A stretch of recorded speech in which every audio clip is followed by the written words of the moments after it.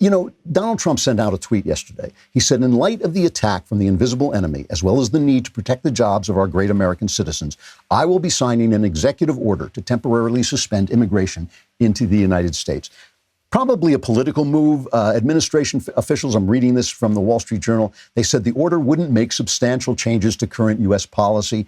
Even without an executive order, the administration has already all but ceased nearly every form of immigration. Most visa processing has been halted, meaning almost no one can apply for a visa to visit or move to the U.S. Visa interviews and citizenship ceremonies have been postponed and the refugee program paused.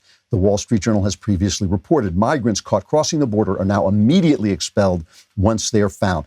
This is an economic matter. I mean, the tweet was just to give it to the left and have them bloviate, which they did, and I'll show you in just a minute. But the point is shutting down immigration is the right thing to do because we have to protect American jobs. We have now learned that globalism is a mistake. We've now learned that we have to protect American jobs. We have to protect the American supply line. Eric Garcetti, the mayor of Los Angeles, and some of these mayors, we really have to bring back tar and feathering. I don't want to see him guillotined, but a little tar and feathering can be a good thing in these situations. He goes on with Don Lemon, and Don Lemon tees him up with this let's attack Donald Trump question. And here's what Garcetti says. I believe in governance by law, not necessarily by tweet. I'm proud to be the grandson of an immigrant from Mexico.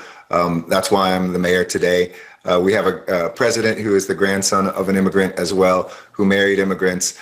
We can't run away from who we are and the people who are helping us most right now.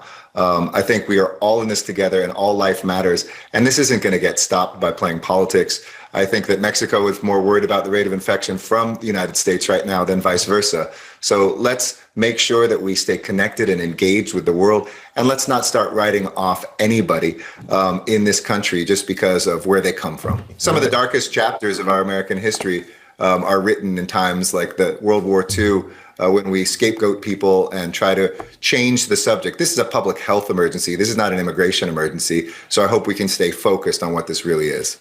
So let's pretend that Don Lemon is a 5-year-old who's taking a preschool class in journalism, okay?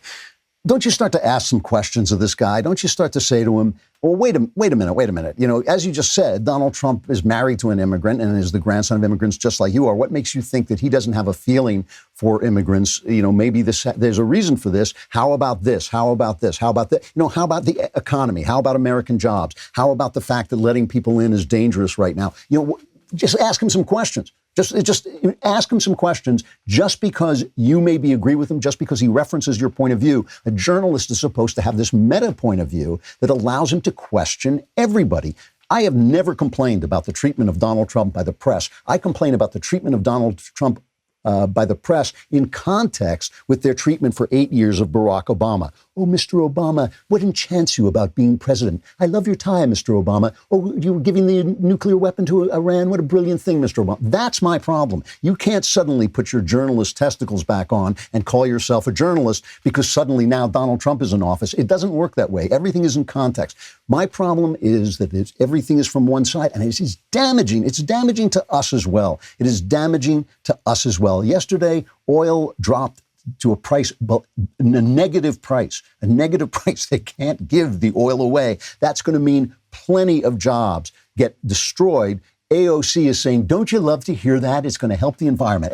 She tweets out, I love to hear this. And then she got rid of it because it means people are going to be out of work. She says it's time for workers to get together with a Green New Deal. There's no Green New Deal for workers because the government can't create jobs. The government cannot create jobs. The government can only take money that would be used to create jobs and use that money to create fewer jobs than it would have created had it been left in the free enterprise system. But the fact that if Eric Garcetti were asked the tough questions, if he were asked the tough questions by somebody who was not a houseplant, by somebody who was a 5-year-old taking a preschool class in journalism, it would make him a better mayor. It would make him a better person. It makes all of us better people when we question our assumptions. It makes all of us better people not that sound of certainty, that sound of self-certainty goes right through me, okay? And maybe it's from being a novelist, maybe it's from practicing, meta ways of thinking as an artist, but it makes me nuts. It's not that you can't be certain of anything. I am certain my Redeemer lives. But when people tell me that people who are not certain that your Redeemer lives are going to go to hell, I suddenly think, you know what? what? That is truly above my pay grade. There are certain things that we just don't know about.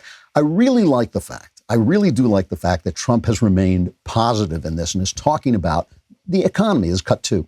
Following the release of our reopening guidelines, governors across the country are looking forward to phase one and announcing plans for an economic resurgence. We're going to have a resurgence at a time when millions of American workers and families are struggling with the financial consequences of the virus. It's critical to continue the medical war while reopening the economy in a safe and responsible fashion.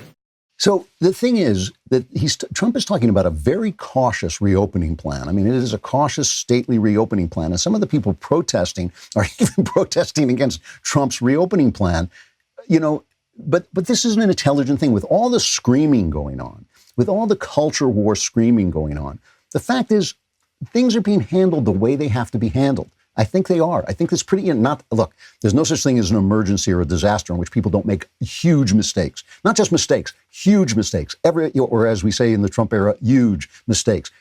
That's every disaster. That is every single disaster, huge mistakes, every single one. So that's true. But still, at the same time, these guys are doing what they have to do. They didn't want to see New York lined with bodies. They didn't want to see Broadway lined with bodies. So they shut down to deaden the curve. Now the curve has been deadened. Now we cautiously go back to work. That makes sense. The screaming and the yelling on both sides at this point is absurd. Before you go, one last thing. Hit the subscribe button so that you stay up to date on all our content.